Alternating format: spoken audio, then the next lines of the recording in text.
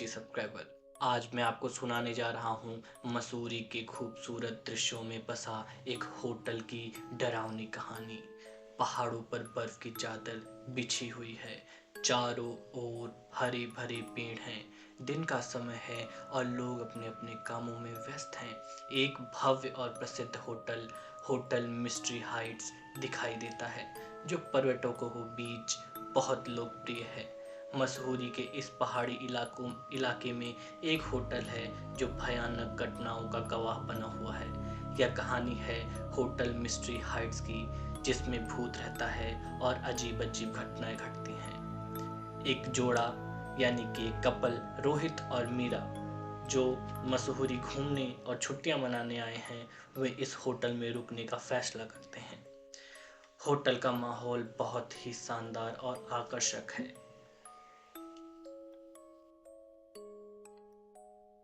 रोहित और मीरा इस होटल के बारे में बहुत कुछ सुने थे। उन्हें यहाँ रुकने का फैसला किया। उन्हें नहीं पता था कि इस होटल के अंदर छुपा हुआ है एक भयानक रहस्य। रोहित और मीरा होटल के अंदर प्रवेश करते हैं। होटल का अंदरूनी हिस्सा बहुत ही शानदार है। रिसेप्शन पे उनका स्वागत होता है और उनके कमरे की चाबी दी जाती है। होटल के अंदरूनी हिस्से में आलीशान दीवारें, खूबसूरत पेंटिंग और फर्नीचर का उत्तम सजावट है, लेकिन इस चमक धमक के पीछे एक डरावनी कहानी छुपी है। अपने कमरे में जाते हैं और सामान रखकर आराम करने की कोशिश करते हैं। रात का समय होता है और अचानक कमरे की लाइट बंद हो जाती है। रोहित और मीरा डर के मारे एक दूसरे को देख रहे हैं। अचानक कमरे की लाइट बंद हो जाती है। रोहित और मीरा अजीब अजीब आवाजें सुनाई देती हैं। रोहित और मीरा के कमरे के बाहर के गलियारे में वे दोनों घूमने लगते हैं। उन्हें दीवारों पर अजीब निशान और पुराने चित्र दिखाई देने लगते हैं। एक चित्र में एक महिला की आकृति होती है, जिसने चेहरे पर गहरी उदासी देखी है। रोहित और मीरा को होटल के गलियारों में अजीब निशान चित्र मिलने पर उनको डर लगता है। रोहित और मीरा को होटल के मैनेजर से पता चलता है कि इस होटल में एक महिला की आत्मा भटकती है, जो इस होटल के पुराने मालिक की पत्नी थी। उसने होटल के कमरे में आत्महत्या कर ली थी और उसकी आत्मा अब भी वहां भटक रही है।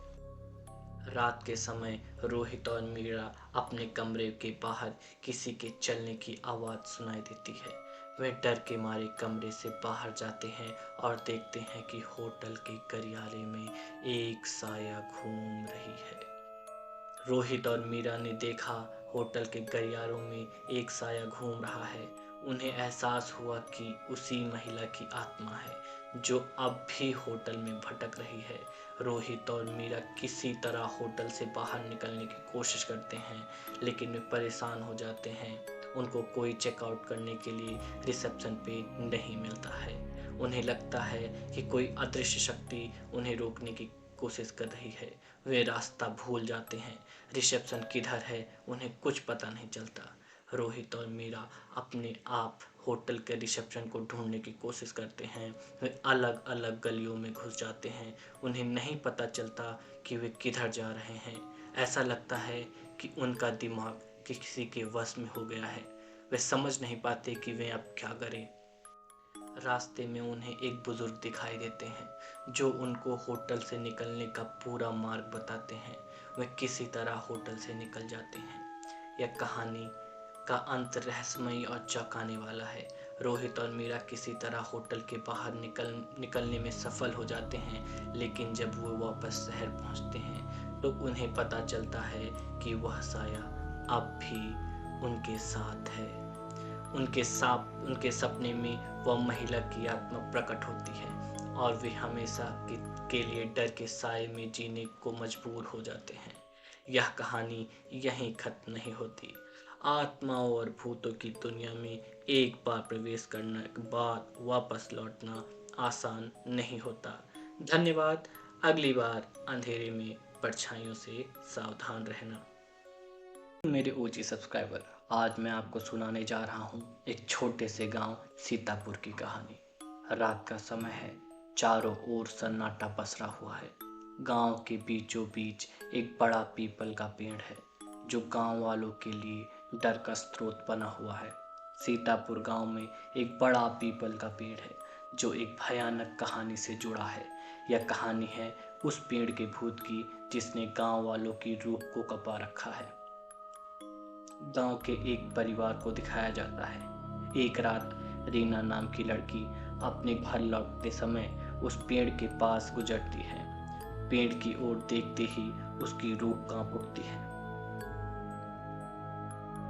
रीना को पीपल के पेड़ के पास से गुजरती ही अजीब अजीब आवाजें सुनाई देने लगती हैं। उसने देखा कि पेड़ के नीचे कोई छाया खड़ा है।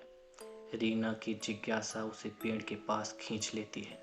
वह पेड़ के नीचे जाती है और अचानक ठंडी हवा का झोंका आता है।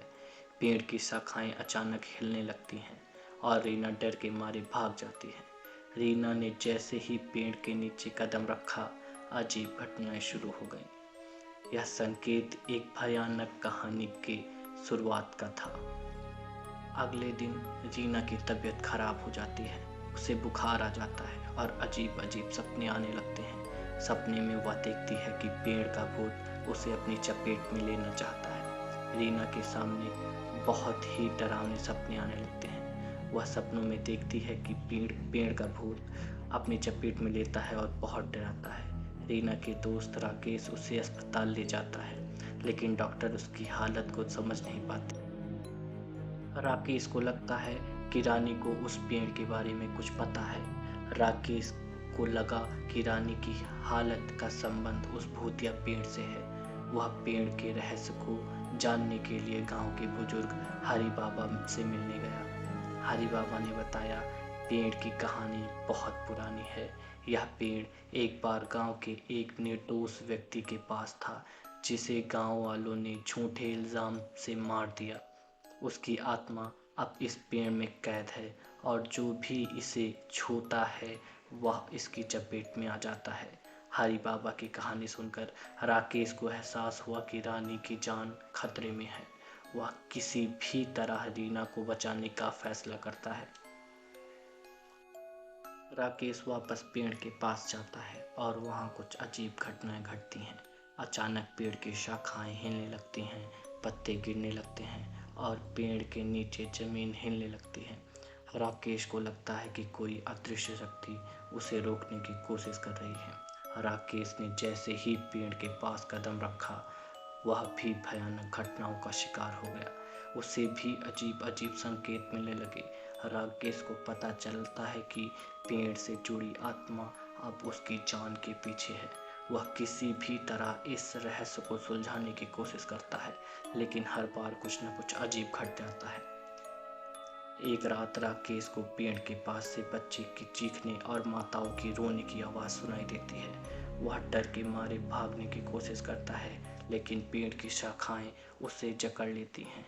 राकेश को एहसास होता है कि इस भूतिया पेड़ के चुंगल से कभी नहीं निकल पाएगा। कहानी का अंत रहस्यमयी रहता है। राकेश और रीना दोनों ही इस भूतिया पेड़ के चुंगल में से नहीं निकल पाते। उनकी आत्माएं अब भी इस गांव में पीपल के पेड़ में भटक रही है। यह कहानी यहीं खत्म नहीं होती। इस गांव के लोग अब भी भूतिया पेड़ से डर रहे हैं। धन्यवाद। अगली बार अंधेरे में परछाइयों से सावधान रहना।